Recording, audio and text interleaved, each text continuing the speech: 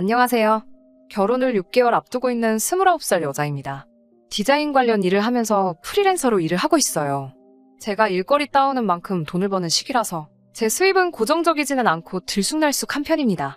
결혼이 확정되고 저도 결혼 비용으로 쓰게 돈 좀 더 벌어야겠다는 마음으로 몇 달 전에는 오는 일거리 가리지 않고 다 하다 보니 500만 원의 수입을 올리기도 했어요.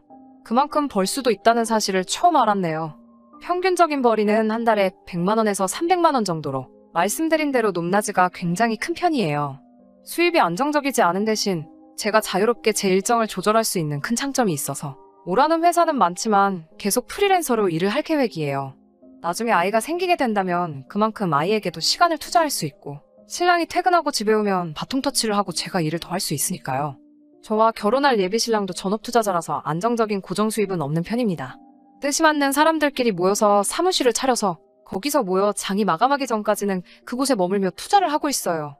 주식이 도박이나 다름없다고 신랑감으로는 별로라는 사람들이 많지만 예비신랑은 최근에 방송에서 인터뷰를 해갈 정도로 실력이 있는 사람입니다. 수익률도 굉장히 좋아서 당장 웬만한 월급 받는 회사원보다는 많이 벌고 있습니다. 계획적으로는 저희 결혼 생활에 그렇게 큰 문제는 없다고 생각이 되었어요. 예비신랑도 따지고 보면 집에서 일을 해도 무방한 사람이고 저도 집에서 일을 하는 사람이다 보니 신혼집을 알아보는 과정에서 기관지가 안 좋아 미세먼지 때문에 항상 힘들어하는 저를 위해서 신혼집을 시 외곽 쪽에 공기 좋은 곳에 전원주택으로 알아보기로 했습니다.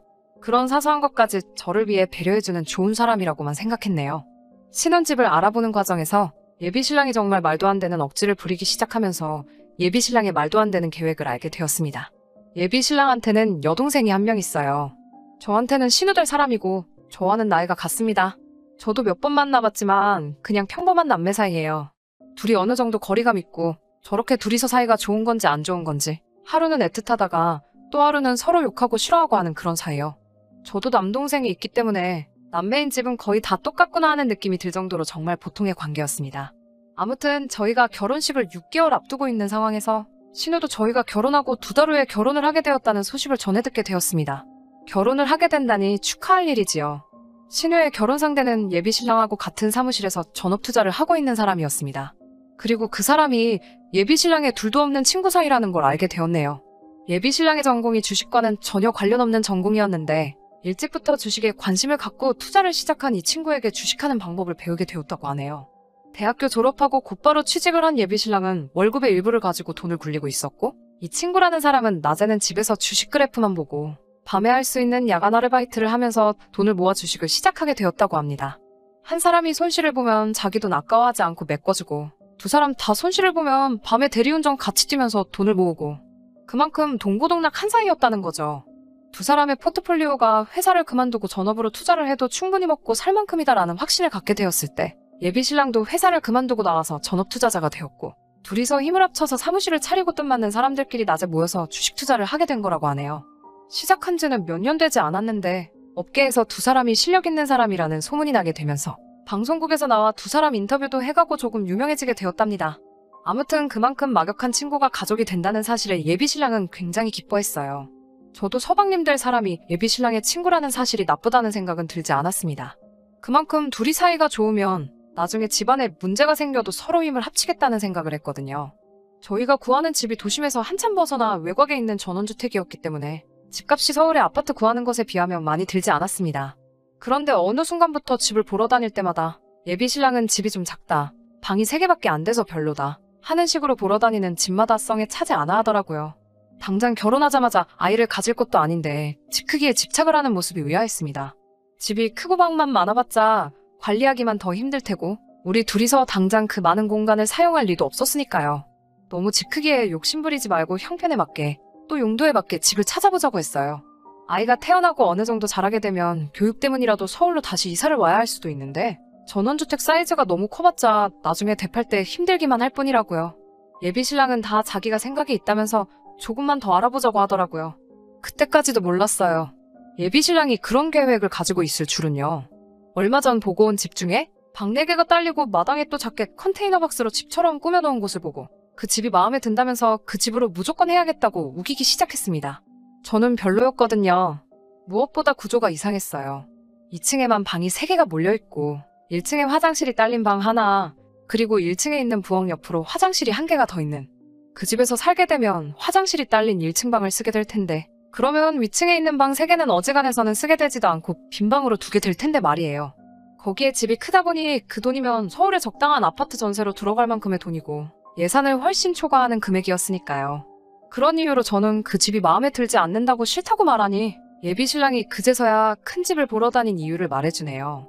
신은혜랑은 벌써 이야기가 다 끝났다고 말하며 이 집에서 신은혜 부부랑 같이 살자고 합니다. 저는 당연히 말도 안 되는 소리 하지 말라고 했어요. 완벽하게 분리된 공간도 아니고 방이 4개면 뭐하냐고. 주방이랑 거실도 같이 쓰게 될 테고 생활동선이라는 게 있으니 분명히 겹치게 될 거고 자주 마주치게 되면 내 집에서 편하게 쉰다는 느낌도 안 날 거라고요. 이게 무슨 대학 시절에 룸메이트 구하는 것도 아니고 앞으로 우리가 살게 될 신혼집인데 다른 사람도 아니고 신은혜 부부와 같이 산다는 게 무슨 소리냐고요. 그리고 신은혜랑은 이미 이야기가 끝났다는 건 또 뭐냐고 물어봤어요. 예비 신랑은 당당하게 친구도 벌써 그렇게 하자고 했다고 말하면서 외곽에서 살게 되면 사무실 출근하는 게 힘들어질 테니 마당에 있는 컨테이너에다가 사무실 차려놓고 거기서 낮 동안 둘이 일하면 되겠다고 좋아하더라고요. 신우도 저와 동갑이고 신우 남편 될 사람도 자기랑 친구고 서로 모르는 사이도 아니지 않냐. 그러면 넷이서 서로 친구나 다름없는 건데 같이 살면서 맛있는 것도 먹으러 다니고 마당에서 고기 구워 먹고 그러면 얼마나 재밌겠냐고. 지금이야 불편하다고 생각할 수도 있겠지만 자기가 볼 땐 불편한 거 하나도 없다. 너무 나쁜 점만 보지 말고 좋은 점도 봤으면 좋겠다. 뭐 이런 식으로 말을 하네요. 방이 4개니까 당장 아이가 태어나도 아이방으로 할 수 있지 않느냐. 한 집에서 두 가구가 사는 거니 집안일도 분담해서 할 수 있고 집도 해진 곳에 있어서 위험할 수도 있는데 둘이서 사는 것보다 넷이서 사는 게 안전하지 않느냐. 이딴 식으로 말도 안 되는 억지를 부리며 장점 같지도 않은 장점을 늘어놓으면서 저를 현혹시키려고 하는데 정말 어이가 없어서 말도 안 나오더라고요. 일단은 저는 그렇게 살기는 싫다고 했어요. 예비 신랑은 저보고 너무 예민하고 깐깐하다고 앞으로 불편할 것만 생각하면 신은혜랑 같이 안 살아도 우리 둘이서도 부딪힐 일이 있을 건데 뭘 그렇게 따지냐 이런 말이죠. 나무를 보지 말고 숲을 보라고 하네요. 당최 그게 뭔 소리인지도 모르겠고 저는 죽어도 그렇게 살고 싶지는 않다고 했어요. 그렇게 며칠 연락 없이 지내다가 예비 신랑한테 문자가 왔는데 이 집은 어떻냐고 말하면서 인터넷으로 본 사진을 저한테 보내네요. 저는 같이 사는 거 포기하겠다고 사과하는 줄로만 알았는데 보내준 집도 역시 방 4개짜리네요. 애초에 외곽에 신혼집 차려서 같이 사는 걸 빼고 보더라도 신혼애와 같은 아파트 단지 내에 살고 있다는 상상만 해도 저는 벌써 불편하기만 한데 예비 신랑 말처럼 제가 너무 예민한 걸까요? 정말 답답하기만 하네요. 후기 보내드립니다. 제 소식 궁금해하실 분들이 있으실까 싶어서 곧바로 추가로 적어서 보내드립니다. 결론부터 말씀드리자면 저희는 파혼하게 되었습니다. 예비 신랑이 친구랑 한 집 사는 걸 우기는 데에는 또 다른 이유가 있었네요. 신혼애와 결혼 비용을 분담해서 돈을 아끼려는 목적이 있었던 거예요. 아무래도 시댁에서도 조남매 결혼 비용을 동시에 지원해주기에는 어려움이 있었나 봐요. 신우 남편 될 사람도 집안이 그렇게 넉넉한 편은 아니었던 것 같고요. 그러니 셋만 알고 저만 모르는 상황에서 두 집안끼리 돈을 모아 한 집을 구해 같이 사는 게 어떻겠냐는 말이 나왔던 거예요. 예비 신랑이 떠오르는 신의 투자자라는 호칭을 달고 있다고 해도 주식으로 괜찮은 수입이 나기 시작한 지도 얼마 안 되었고 그동안 사무실 월세며 그런 것도 다 모아놓은 돈에서 까먹고 있었나 봐요. 아이 태어날 때까지는 빈방 하나 사무실처럼 꾸려놓고 사무실 월세 나가는 것도 아끼고 여러 가지로 자기들 편한 쪽만 생각했던 거예요. 어차피 출퇴근 안 하는 전업 투자자들이니까요. 차라리 잘 된 것 같습니다.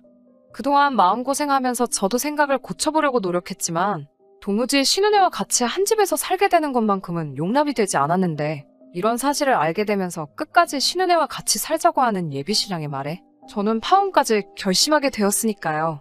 서로 그렇게 죽고 못 사는 사이니 저 빼고 셋이서라도 같이 살게 될 줄 알았는데 그건 또 아니더라고요. 예비 신랑은 계속 부모님 집에서 머물 것처럼 보이고 신은혜는 따로 집을 구해 나간다고 합니다. 외곽에서 신은혜랑 같이 살면서 새로 결혼할 여자 찾는 게 불가능이라고 생각했나 봐요. 애초에 처음부터 저와는 결혼하기로 정해진 거나 마찬가지니 저라면 이해해줄 거라고 저를 아주 우습게 봤던 거예요. 신은혜랑 같이 살면 그게 자기한테 불리하다는 사실을 이미 알고 있었다는 말이죠.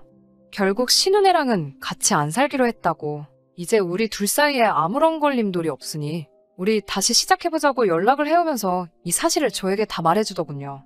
평생 땅을 치고 후회하고 살라고 말하고 저는 너랑은 다시 만날 생각이 없다고 말해줬어요. 그렇게 좋으면 시댁에서 신우 남편 처가살이 시키며 같이 살면 되는 거 아니냐. 그게 어려우면 신혼의 신혼집에 들어가 살지 그랬냐. 그렇게 온 가족이 오손도손 사는 게 네 소원 아니었냐 따지니. 꿀먹은 벙어리 마냥 아무 말도 못하고 있는데 참 속이 시원했어요. 결혼하기 전에 말해준 부부는 참 고마워해야 할 것 같네요. 아니었으면 옴짝달싹 못하고 신은혜랑 같이 살림 차려서 살 뻔했으니까요. 후기 기다려주시고 걱정해주신 분들께 모두 감사드립니다. 제 사연은 이렇게 마치도록 하겠습니다. 끝까지 들어주셔서 감사합니다. 오늘의 사연은 여기까지입니다.